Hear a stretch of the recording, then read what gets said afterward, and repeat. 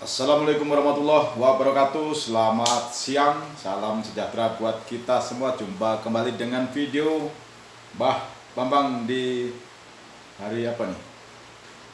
Hari Sabtu. Mbah ini sering lupa tentang hari, karena sejak berapa hari yang lalu memang hujan terus sampai sekarang ini masih hujan. Jadi memang mudah-mudahan hujan ini hujan berkah buat kita semua, amin. Di siang hari ini Mbak Bambang akan menjawab pertanyaan dari teman saya. Itu memang sudah kira-kira ada berapa yang tanya tentang puasa mutih. Puasa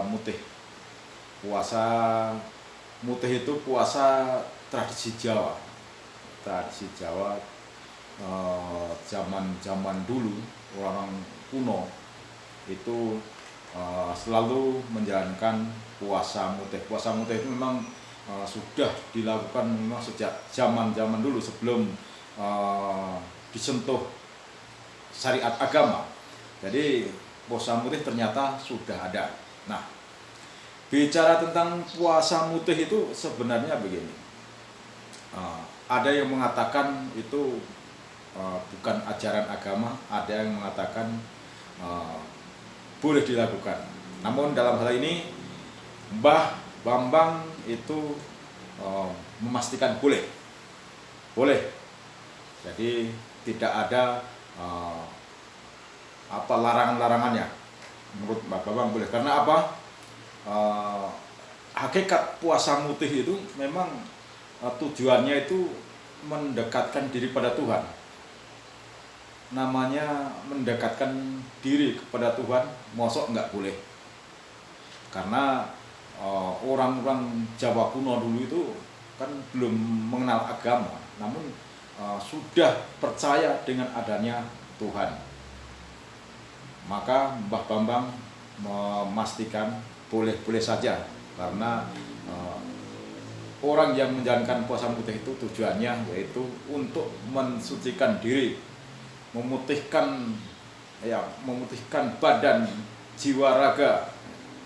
Jadi supaya batin kita bersih, hati kita suci, mutih dengan harapan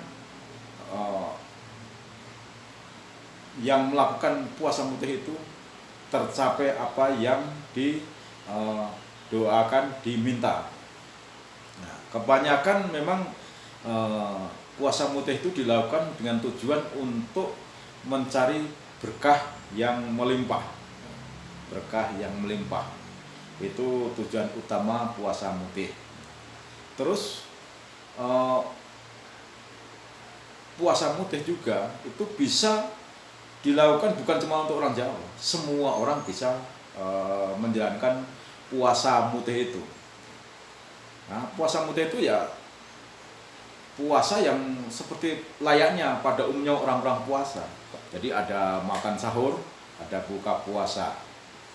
Namun dalam orang-orang Jawa kuno dulu, puasa mutih itu memang apa yang dimakan, apa yang diminum itu serba putih, nasi putih. Ya. Terus airnya air putih, artinya air yang bukan ada campuran gula atau kopi atau teh atau semacamnya, namun air putih. Kemudian nasinya pun nasi putih, tidak ada garam, tidak ada bumbu-bumbu lah, jadi serba putih. Nah, orang-orang Jawa kuno dulu dilakukan itu selama 3 hari. Jadi teman-teman kalau kepingin puasa mutih, ya monggo-monggo saja, silahkan saja. Intinya puasa mutih itu mendekatkan diri kepada Tuhan yang Maha Kuasa agar jiwa kita bersih dan putih. Nah, terus bagaimana caranya untuk puasa mutih itu? Itu memang pertanyaannya begitu. Puasa mutih itu pertama memang harus dilakukan dengan niat. Memang niat. Niat itu bisa diucapkan, bisa juga dalam hati. Itu namanya niat.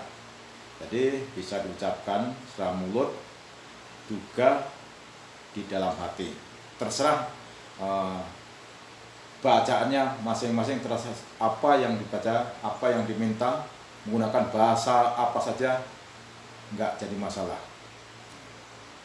Untuk itu teman-temanku, itu yang pertama, puasa mutih itu bagaimana caranya, yaitu dengan pertama niat. Kemudian tentunya kita mandi bersih, artinya mandi keramas. Waktunya dari mulai hari apa saja boleh, mau hari mulai seminggu, mulai Senin, mulai apa saja boleh, dilaksanakan selama 3 hari. Itu puasa mutih. Kemudian setelah mandi keramas dengan niat, kemudian waktunya bagaimana kita memulai puasa mutih. Mulai puasa itu seperti puasa biasa, jadi makan sahur dan makan itu serba putih tadi. Kemudian sebelum imsak atau sudah dihentikan. Kemudian setelah itu kita harus banyak-banyak beribadah, banyak-banyak mengingat Tuhan, banyak-banyak mensifati Tuhan, bisa zikir, bisa wirid, atau apa saja selama 1 hari penuh. Itu selalu harus mengingat-ingat sifat-sifat Tuhan. Kemudian selain mengagung-agungkan sifat Tuhan, kita juga bisa menjaga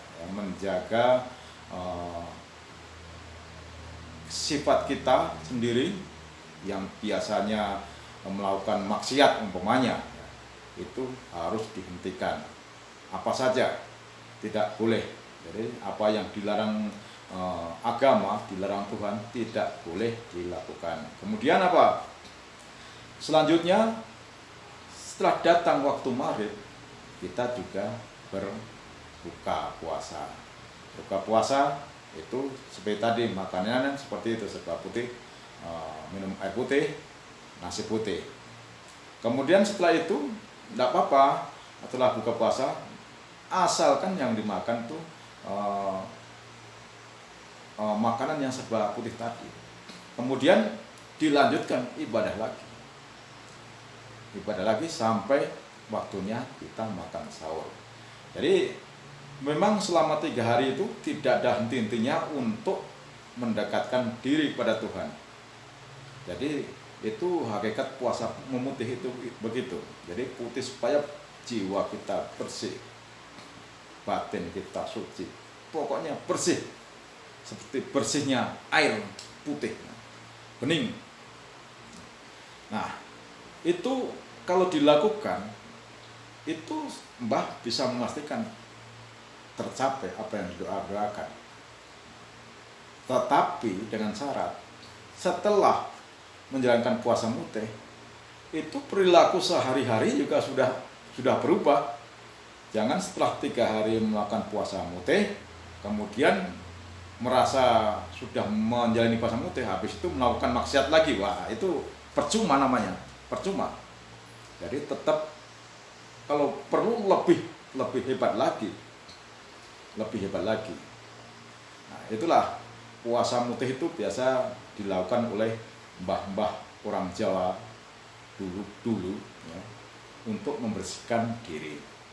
Itulah kalau kita menjalankan benar-benar, Mbah bisa memastikan apa yang dicita-citakan, apa yang diminta pasti terkabul.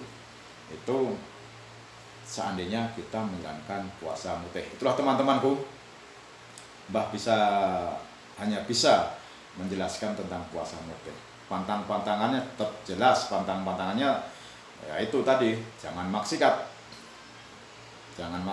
jangan menyekutukan Tuhan dengan benda apapun, supaya benar-benar jiwa kita, batin kita, hati kita benar-benar bersih, suci. Itu puasa mutih, dan bisa dilakukan siapa saja. Siapa saja, bukan cuma orang Jawa, orang mana saja bisa, karena tidak ada pantangan untuk menyembah Tuhan, untuk mendekatkan diri kepada Tuhan, melihat suku ras, agama atau apa saja. Jadi semua orang bisa menjalankan puasa itu. Dan sekali lagi membolehkan puasa mutih, karena intinya itu karena kita supaya mengenal dekat dengan Tuhan. Dengan kita mengenal dekat dengan Tuhan, tentu Tuhan Maha Pengasih, Maha Penyayang kepada semua makhluknya. Itulah teman-temanku, mudah-mudahan sekedar memberikan penjelasan kepada temanku yang menanyakan bagaimana cara puasa mutih itu dan manfaatnya apa. Ya, manfaatnya tadi ya, supaya banyak berkah melimpah. Semua harus usaha, karena rezeki itu cuma dari Tuhan, tidak dari mana-mana. Rezeki itu bukan dari mana-mana, bukan karena hasil kerja saya, bukan karena campuran antara Tuhan dengan kerja saya, bukan. Jadi rezeki itu semata-mata hanya dari Tuhan. Karena sudah Mbah katakan, cara memandang rezeki itu yang pertama, jika kita memandang rezeki itu karena hasil kerja kita, itu namanya termasuk golongan orang yang musyrik. Pandangan kedua, jika kita memandang rezeki itu datangnya dari Tuhan dengan campur tangan kerjaan saya, umpamanya dengan jerih payah kita, itu tandanya orang munafik. Namun kalau kita memandang rezeki semata-mata hanya datangnya dari Tuhan, itulah hamba Tuhan yang sejati. Demikian, mudah-mudahan bermanfaat. Salam ngebolang buat temanku. Ini hari libur, Mbah nggak bisa karena hujan terus beberapa hari ini. Mudah-mudahan teman-teman dalam selalu lindungan Tuhan yang Maha Kuasa dan sehat selalu. Demikian, wassalamualaikum warahmatullahi wabarakatuh. Tetap semangat.